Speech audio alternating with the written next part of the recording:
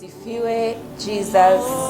Jesus, mahali popote unaponitazama, ni Prophetess Joan. Niko mbele yako kwa ajili ya kukukaribisha mtoto wa Mungu mahali popote ulipo. Unapoisikia sauti hii, nakuja kukupa habari njema na nzuri kabisa kwa habari ya siku ya tarehe 9 mwezi wa 3 mwaka 2025.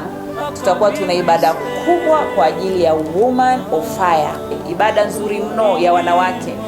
Kwa hiyo ninapenda kukukaribisha sana mwanamke mahali popote unaponisikia. Itakuwa ni ibada ambayo nitaachilia unabii kwa ajili yako mwanamke. Mwanamke ni kiungo, mwanamke ni kila kitu. Mwanamke akisimama basi umesimamisha ulimwengu. Kwenye familia ni kiungo, kwenye uchumi ni kiungo, kwenye nchi ni kiungo, kwa kanisa ni kiungo.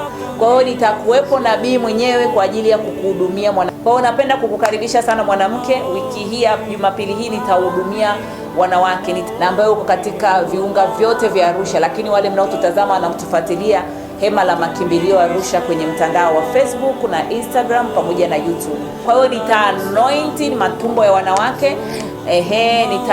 Nitapaka mafuta matumbo ya wanawake kwa ajili ya kufungua uzao wako mwanamke. Maana uko uadui ambao umewekwa kati ya mwanamke na watoto wake. Kwa hiyo nita-anoint tumbo kinabii kabisa kwa ajili ya uzao wa mwanamke kuwa salama.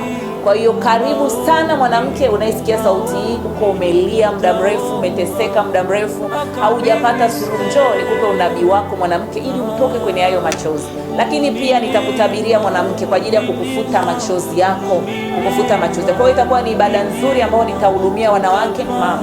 Lakini pia uko watu ambao ulisema kwenye neno la Mungu, binti ambaye ni mama wa kesho, pia na wewe usikose. Nitafanya hiyo kazi ya kuanoint matumbo ya wanawake. Kwa hiyo karibu sana, pamoja na vitu vizuri ambavyo wanawake wataandaa wa kanisa la Hema la Makimbilio. Kwa hiyo baba unayenisikiliza, hakikisha unamwambia mke wako nenda madhabahuni. Lakini pia itakuwa ni ibada ya wote kwa ajili ya unabii na wengine wote pia kufunguliwa. Karibu sana mama, karibu sana baba, karibu sana kijana.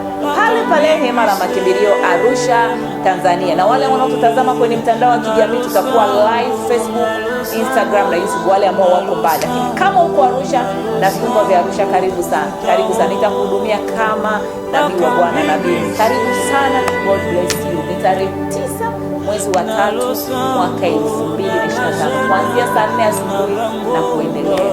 Karibu Woman of Fire.